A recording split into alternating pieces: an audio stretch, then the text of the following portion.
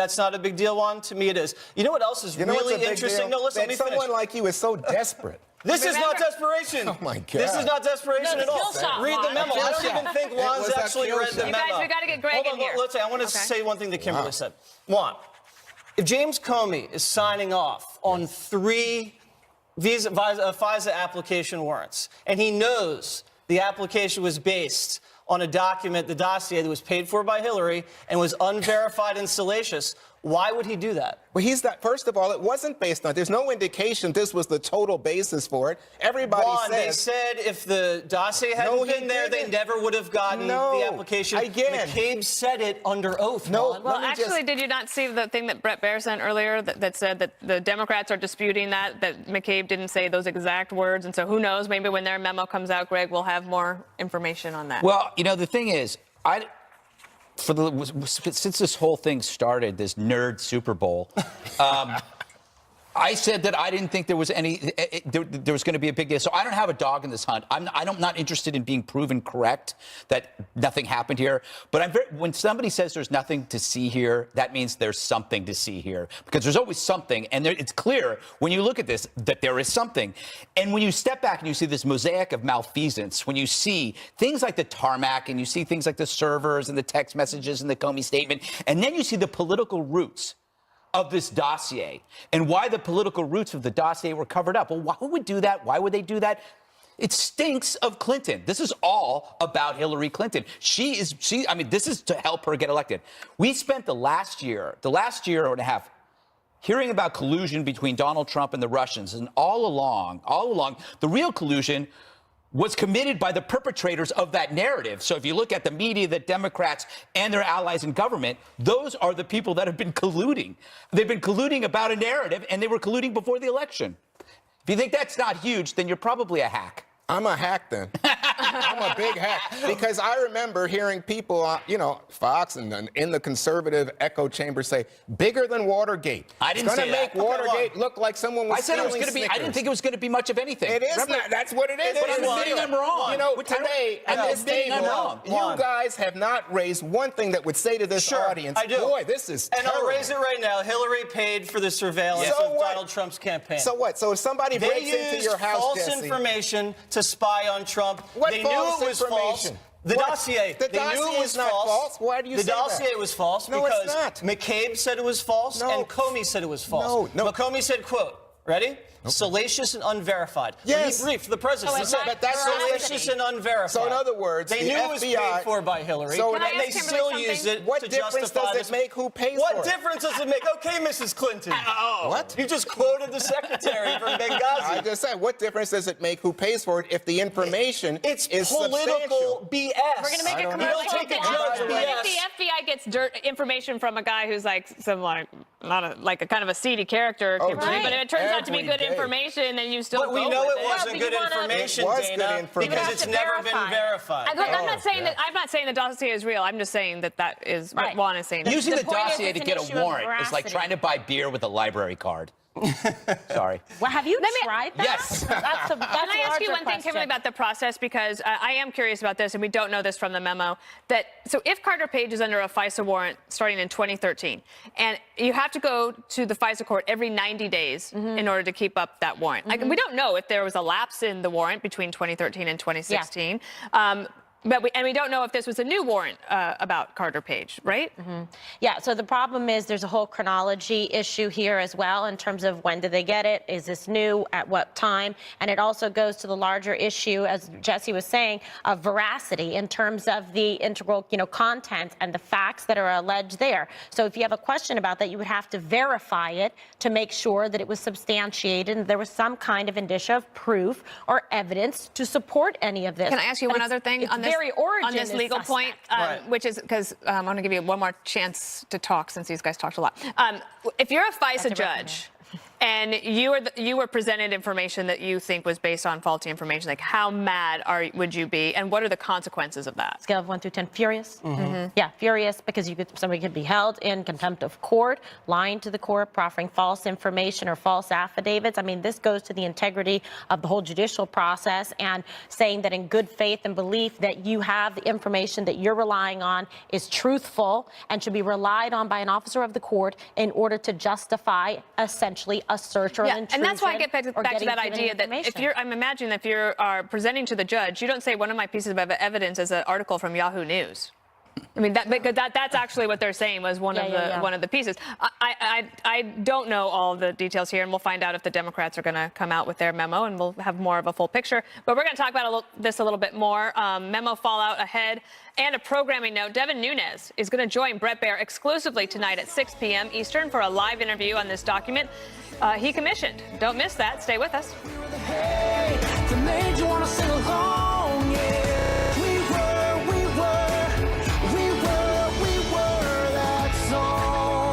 Classified investigation of an American citizen. For what? DOJ and FBI must keep doing their jobs. Jesse, how do you respond to Jim Comey? Say that was too long.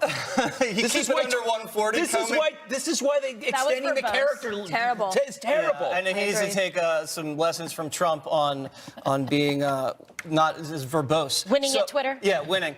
I think Comey has, since he's been fired, looked worse and worse and worse. From the leaking of the memos to the ridiculous comments on Twitter to the book now. If you look at his Twitter page, it's all about the book release, so we know what he's trying to do there. I want to put a real fine point on what Kimberly said, because I do think she's right. It's the crux of the issue. Genius. When they applied for these warrants, they knew it was based on false pretenses that were paid for by Hillary Clinton, and they didn't disclose it to the judge. They purposely withheld that Clinton paid for the information, and they purposely withheld that Steele hated Trump and was connected to Fusion GPS. I also want to touch on something else. Remember, for a year, the Clinton campaign denied they had anything to do with the dossier until eventually it came out that they did. And again, they used fake news to get the warrant. You know, they shopped the stories around, and then they tipped the Newsweek or the Yahoo deal, and they gave it to the judge. So everything that the left has accused the Republicans of when it comes to collusion, when it comes to pushing fake news, they themselves are guilty of. So, Kimberly, I just want to go back to the Comey memo for a second. He says it damaged the relationship between the intelligence community and the Congress. And the intelligence community obviously requires oversight. People appreciate transparency. But if you're in the congressional committees at this point, you're thinking to yourself, gee, I don't know if the intelligence community is going to share information with us anymore, because people will use it for political attacks like this Nunes memo. But you're also thinking perhaps we would like to make sure that we could rely on the authenticity, the veracity, the truthfulness of information that is being provided to us that we are reviewing, and that it isn't, that we're not being used as pawns in some kind of political chess. And so that's a problem too, because they are staking their reputation, they're basing it on the information that they're provided, and if the information is suspect, lacks veracity, is false in terms of what they're proffering for it, that is a huge problem. Okay. That's the bigger picture issue. Besides, like, you know, what you're saying, that's sort of a collateral issue in terms of what's at the core here of the problem. So, Dana, the question becomes whether or not it's trustworthy information, right? And does it matter if somebody if somebody likes Hillary Clinton, doesn't like, but is doing their job? Christopher Steele, much respected former British intelligence agent. And isn't it the case that there was additional material not disclosed in the Nunes memo? Obviously, the average FISA warrant's about 40 or 50 pages. Nunes memo, 4 pages. So there's much missing beyond whatever you think about the Michael Steele This wasn't, dossier. Yes, of course, this is not the full story, and which is why I think the White House has sent Sarah Sanders out today to put out, I guess she just put out a statement, it was not on camera, in which she said, the White House stands ready to help the Democrats with their interagency process to approve the release of their memo as long as it doesn't affect national security. So I think we do need to see that. Then the question actually becomes, should we see the underlying documents, the source documents, the FISA applications that went into October 2016? But if that's true, then should we also see the FISA applications from October of 2013? And I don't know if America really needs to see all of that. I think that the Justice Department needs to have the integrity of investigations, because if you start doing this, it'll be a slippery slope for other things. I do think that Comey is unnecessarily taunting people. And it's one thing to walk away, to write a book. You'll have your say when you have a chance to write your book. You will also have a chance probably to talk to Bob Mueller. You might be called up to Congress again. And I think taunting on Twitter on either side of this, especially if you are under investigation, is a really, really bad idea. Are you talking about Trump or Comey? Anybody. The other thing I would say is this. One of the things that happens in Washington in particular, or anywhere, is that you want to protect yourself. There's self-preservation here. These are people's careers and livelihoods. And I would not be surprised if you see additional news stories and leaks of some sort as a result of this. Yes. Anyway, so Greg, I just wanted one serious question here. Lots of thought today. I was getting used to your humorous ones. Oh, okay.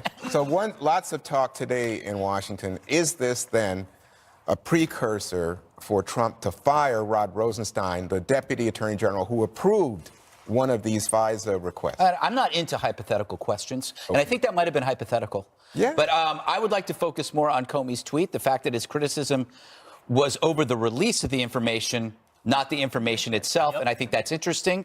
Comey claims he was mad that it exposed classified information. I think he was more upset that it exposed the mistakes that he made in depending on that dossier and using it. And again, you see people fretting about transparency who didn't seem to mind when President Obama ended Chelsea Manning's prison sentence. I think that's interesting. This is the most transparent government I've ever seen. I'm learning so much. Aren't you? Aren't we all learning a lot? I know. I feel like there's some holes here. I'd like to learn a little more. I think this is way better than 4 years of political science at any college. Donald Trump presidency, you learn more in a year than you would at Harvard. I was saying about economics. Yeah. It's like the national economics lesson. Well, I think I've learned that he doesn't like this investigation, and he wants it to stop. But he loves you, Juan. He does? Good. Yes. A new crackdown on comfort animals on the seat next to you on a plane after a, get this, peacock fiasco. That's next with Kimberly. Not guess what.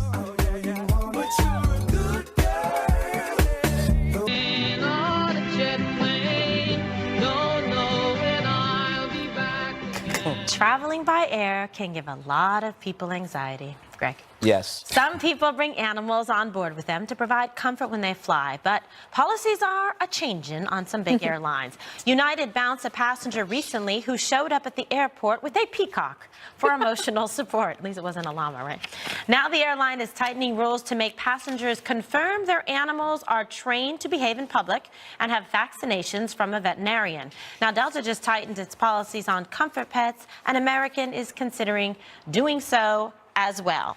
Now, I never particularly thought, Greg, that a peacock would be comforting, but there are those that do. Is there anything that would help you when you travel to relax? Yeah, can we get it for Any you? animal. My comfort animal is wild turkey. Ooh.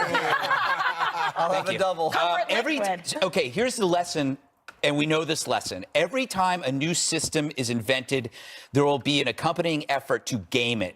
So when you get cable, someone will try to steal your cable. When you create a currency, there will be counterfeit currencies. So this always happens. When something good happens, there are other people that will take advantage of it. Unfortunately, people who are gaming the system, who are bringing these animals on just to bring them on so they don't have to pay for shipping them or whatever, they're actually hurting the real patients, like veterans with PTSD, because it makes, when somebody games the system, it makes you suspicious of everybody else. For example, if somebody's abusing drugs recreationally, then the patients who want to get that drug are also under scrutiny by the doctors. If you happen to actually need opioids, people are going to think you're abusing opioids because it is such a big deal. So this is what happens. And now when you see people with a pet, you're going, nah, I don't believe it. Right.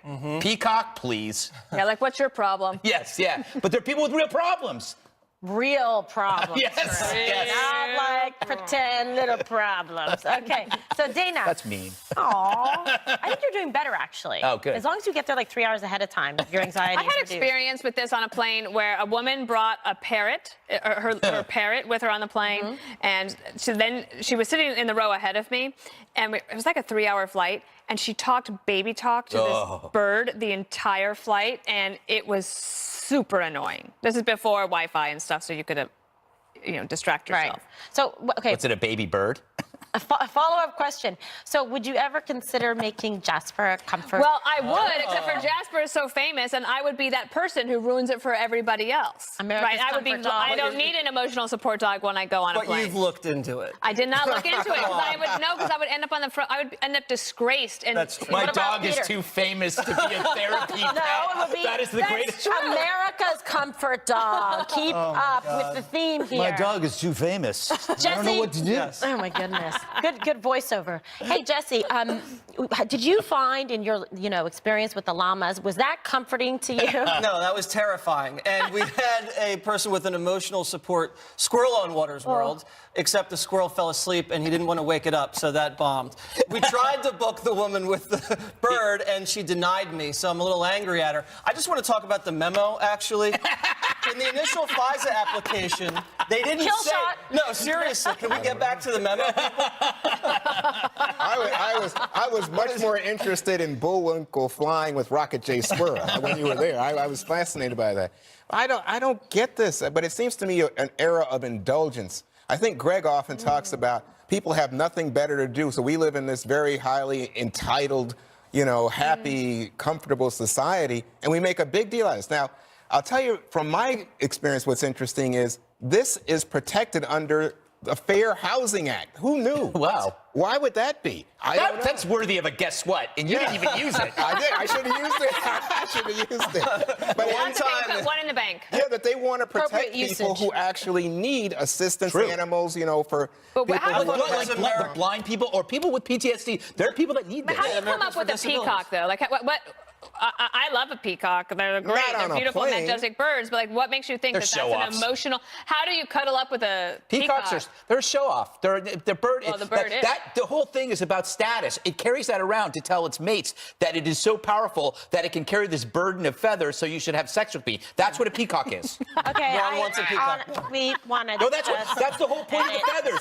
It's to say it's like if you carried a piano around. Oh my God. If you carried a piano around, we want it done. women would go, "Oh wow, he's so strong." That's the whole point of the. Oh, I It's thought like that when was guys wear their collar up with like pink shirts. No, but I think, Oh, like you. who would that be? I think I that don't was know. evidence of the neurological condition when you got hit in the head, and we're going to chalk it up to that. Yeah. All right. Stay with us. Yes, we wish you would. As the 5 gears up for Super Bowl Sunday, it's coming up next. The rainbow,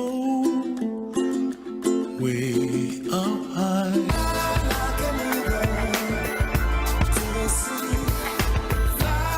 48 hours away from the Super Bowl. My Eagles are in it. That's me at the NFC Championship game when they defeated the Vikings. Why is Greg laughing? I can feel it. They're going to win. More than 100 million people are expected to watch, but according to a new poll, 16% of NFL fans say they won't even tune in this year. No data on why, but 46% say they disapproved of this year's national anthem protests. Meanwhile, some people think the Monday after the Super Bowl should be declared a national holiday so everybody can sleep in and recover from their hangovers. A majority of HR managers are even in agreement with that. Gutfeld, I know you probably do this segment every year. Yes. Do you agree with the idea? If a hangover keeps you from work, Then I'd never you don't deserve to drink. I don't want to tell or work. I don't want to tell you how many times I've sat at this table wondering where the hell I am. You know what?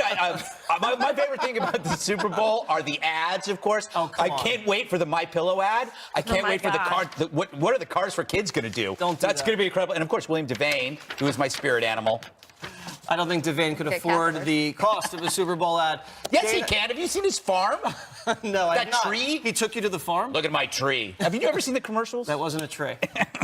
Dana, Yes. tell me your thoughts on the keys to the game. Well, you have to score more points than the other side. Very good. No, I probably know Juan. more than you think. Really? That's all I get. I'm not sure. Okay. So No, do you that's think you should take off on Monday, national holiday? Absolutely not. No? Grief. No, Wait, so no. you want to work 5 days a week instead of 4? That's why you're Dana Perino. You're just such a goody two-shoes. You want to show up every day. Ask Kimberly. Kimberly? correct. Do you want to go to work on Monday? Why wouldn't I? Am I the only one that wants a day off? We don't like to take days off. We like to No, have we like perfect to work. attendance and to work. That's right. So why What is that? There's something about having perfect attendance that makes you feel really It's good. amazing. Oh, my God. People like to Standing brag about it. ovation It's in like law bragging school. about I only sleep 4 hours a night, but I've never had a sick day. Yeah. Anyway, Who's done that? Juan. President? Juan, what do you think? Ask his doctor. Well, you know what's interesting to me is what they counter program on other channels, and it looks to me that 16% may be undersold because there's all these like Hallmark Channel movies, and I think lots of women, if they can watch, they'll watch it. Now I think. It's a Dean Cain Sunday. And I think there are lots of guys who aren't particularly big you into dare. the football thing, and they want to see. So, like, I think ESPN does bowling championships, and you think, who's going to watch that? It turns out it does pretty well. That's true, yeah. and there's people- Fox News. Yes. That's right. Has their own. More on the memo. That's our Super Bowl. Yeah, DVR the Super Bowl, watch breaking news about the memo. Let's just go around quickly. Who's going to win? Patriots or Eagles? Patriots. God, Kimberly. I'm sorry. I count no. on you. You know why? Because if you do an analysis of quarterbacks and like Brady always has come from behind, he's great on third down conversions. Even if it's like 3rd and 26, Whoa, the she guy's actually going to knows get what it. she's I talking just am telling you. Juan? Put your money Well, there. you know, Vegas says the Patriots, but my heart says the See? Eagles. There you go. Juan and I actually agree on something. Way to go. All right, what do you It's think? my one more thing, so I'll have to hold it. Okay. Greg? I don't care. I honestly have not thought a single thing feel about for the you. Super Well, Bowl. what are you going to You know. eat? What am I? I don't know. I'll probably Wings. be sleeping. I'll probably be sleeping. Wings. I'm sleeping the whole weekend. All right, well, don't fall asleep now. Facebook Friday up next. Why are you sleeping? Never looking back, it's Friday. I'm in love.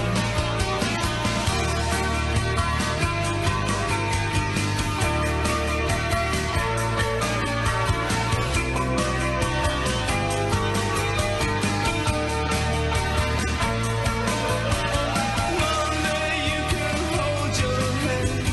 Tuesday, Wednesday, stay in bed. On Thursday, watch the is. Oh, what a relief it is. It was a relief. Yeah. Facebook Friday, America, let's begin. This is a great question from Mary Ellen Z. In honor of Groundhog Day, what one day in your life would you like to relive? We'll go this way. Dana? The one that comes to mind is when Peter and I lived in England and we went to Scotland to pick up Henry, our first puppy. That was a good day. Knew it was going to be a dog. Jesse, is this would- dog-oriented? No, it's not. I would like to relive Sunday, this coming Sunday, when the Eagles win the Super Bowl. Does that count? You're reliving a day in the future, which is kind of interesting. That just blew your mind. Yeah. I'd say it's optimistic. Juan? It is.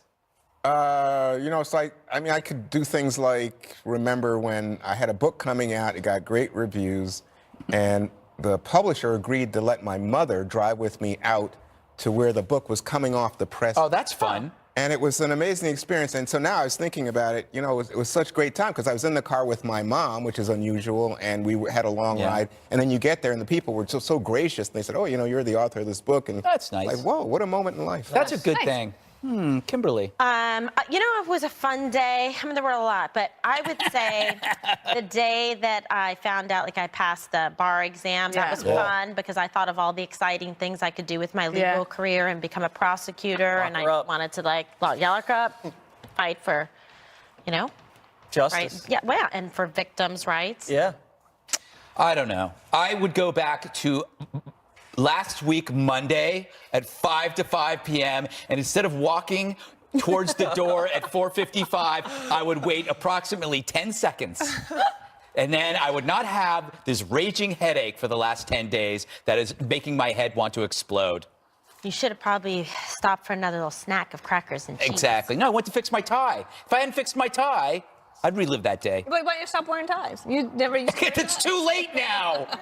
Well, when you go back to relive that day. Yes, when I go back to relive that day, no ties. And I won't listen to Jack, who told me my tie was crooked. That's what happened. I was in the studio. And Jack goes, your tie's crooked. So I turn around and go out, and then I come in, I get hit in the face with the door, and I've never been the same. All right, Gloria G. What is the one food you absolutely refuse to eat? And a little joke there. Greg Gutfeld, honest, not silly answer like unicorn. All right, Kimberly, what do you refuse to eat? I know people are going to object to this, but I'm really not a big fan of beets. And I know Beets? people find them I to be like very No tasty. super beets? Yeah. Do they advertise? Yes. You know what? Have you ever had Borscht beet soup? Well, obviously not. Oh, it's because fantastic. I don't Borscht like is beets. amazing with sour cream on I top. don't like beets, and I don't like a big fan of onions. I don't know if they're cooked and they're in there and you kind of don't see them. Oh, no, she picks them off of her hamburger from McDonald's. Yes or no, right? See? Interesting. Remember that McDonald's would never allow a special order, so it would take hours. They'd have to cook the whole thing. That's another topic. One. Well, I don't like cauliflower at all. Wow. And also, but I had a recent change because I used to not like Brussels sprouts, but now people present them and they're like stir-fried and kind Yeah, of crispy. they try and to good. cover the smell of Bacon. sewage. Yeah. I also, as a kid, I didn't like broccoli. Yeah. But I think George W. Bush? H. George H.W. H.W. Bush. Yeah, he liked Remember, he it. caused a whole scene. He did. That's what I'm recalling. All right, Jesse. Anything you refuse to eat? I've seen you eat everything. Yeah, I've seen there's you not a cook lot that I things. won't eat. Yeah. I tried to impress a date one time at a nice restaurant and ordered sweetbreads. And then I was told in the middle of what I was eating what they were, which are glands. Yeah. And I had a panic attack and had to excuse myself and go to the bathroom. Did you throw up? Almost. Glands. Raw fish. Yeah. Won't do. Will Sushi? never do it. You Never. don't eat sushi? No, I don't eat fish at all. I try once in a while. Bring that but I into don't the like green it. room on Monday. I do not eat any seafood whatsoever. It comes from the Earth's toilet. That's what the ocean is. It's the Earth's toilet. Do you swim in the ocean? Not when I can. I don't mind a good lake or a swimming good pool. lake. But the ocean, I mean, come on. It's dirty in there. Besides, Okay. I once ate a puffin in Iceland. A puffin. You know those adorable birds? Like an endangered species? Yes, it tastes like shoelaces. Yeah. Okay. Ooh, this is good. From Linda N. I'll go with you. One. What book has left Yeah, don't ask Jesse. a lasting impression on your life, not just your career? You can say any of my books, Juan. Okay. Well, Greg's books really made an impression. And I would guess, Invisible Man is a wonderful Not the science book. fiction one, the Allison one. The Ralph Ellison one. Yes. But then there are things like The Chosen, Chaim Potak's book, which I think is about a kid growing up in Brooklyn. That made a big impression on me. And this is silly, but it's true. Huck Finn, Tom Yeah. Sawyer, I Yeah, love sure. those books. Yeah. What about you, Jesse? Besides the Killing series, Greg, I'm going to go with my old standby, The Hobbit. Can't go wrong with The Hobbit. J.R.R. Tolkien. Great book, great series. All right, Dana, book. I would say A Wrinkle in Time. Who did that? Madeline L'Engle? L'Engle? I don't know. It's like the Little House on the Prairie. I saw those you in were that good kind- books, too. Yeah. The Ingalls Wilder books. Those were good. Yes. Those were good. Charlotte's Web was great. I'm going to guess Nancy Drew for you, Kimberly. That's my favorite. Yeah, a I book did that love those. had a I lasting had all of impression. them. Nancy Drew, I definitely loved, but also Little House on the Prairie, the whole series. I liked Pamela Sue Martin. Don't know who that is. The Nancy Drew show that was on after the Hardy Boys. Sorry. People at home are going, I But remember. he's I would say Millennial. the best book I would have to say Envy by Helmut Schoeck. Look it up. One more thing is up next.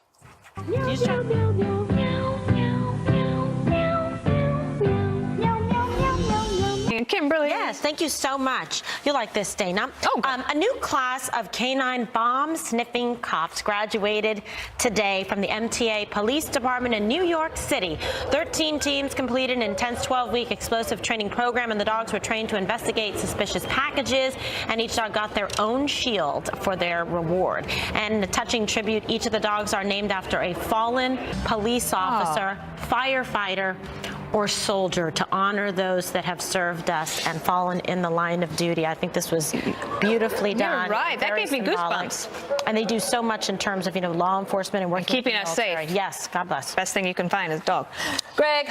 All right, Saturday, February 3rd. That's tomorrow, 10 p.m. Boy, do we have a show for you. We got Johnny Joey Jones. You got comedian David Angela. You got Cat Tim Tires. We are going to blow the roof off that night. Keep watching. All right, time for Grapes of this day in history. All right, February 2nd, 2014, New York City Mayor, a.k.a. Lurchface, dropped a groundhog named Charlotte at the Staten Island Zoo's annual Groundhog Day ceremony. The poor creature died several days later after being dropped. Now, the zoo says the drop was maybe unrelated to the death, but he's not attending this year's ceremony, the mayor, because he's a murderer. He's a murderer. He's a murderer. Thank you, Oh, Greg. wow. Are you allowed to say that? It's on kind of a little television? weird. I'm going to lighten it up a little bit. Last night on Jeopardy, I happened to be seeing it. It was clear that the contestants did not know anything about the Super Bowl or football. Watch this. Football 400. I can tell you guys are big football fans. Yeah. Tom Landry perfected the shotgun formation with this team.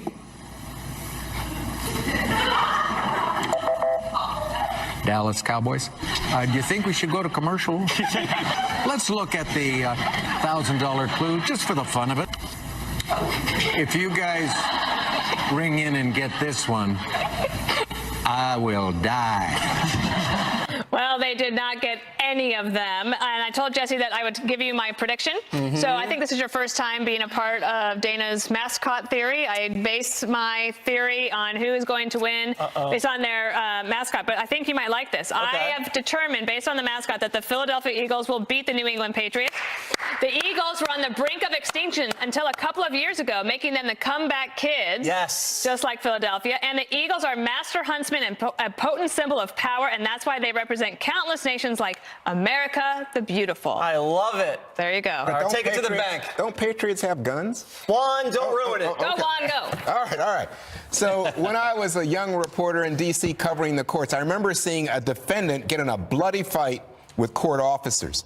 Well, all of that came flashing back to me today when Randall Margraves, the 58-year-old father of 3 gymnasts who had been assaulted by Dr. Larry Nassar, stood up in court and brought some major drama after being denied a minute alone with Nassar. Watch this. Would you give me 1 minute? You know that I can't do that. That's not how our legal system works.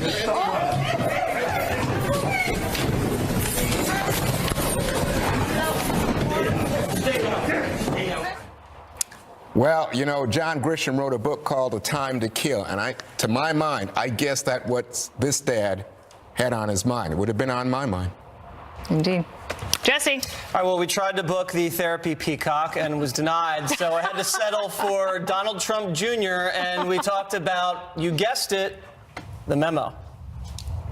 There is a little bit of sweet revenge in it for me and certainly probably the family, in the sense that if they wouldn't have done this, this stuff would be going on.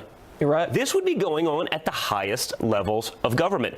They'd be continuing to do it to my father, trying to undermine his actions. Imagine how effective he can be given the year he's had without this cloud over his head.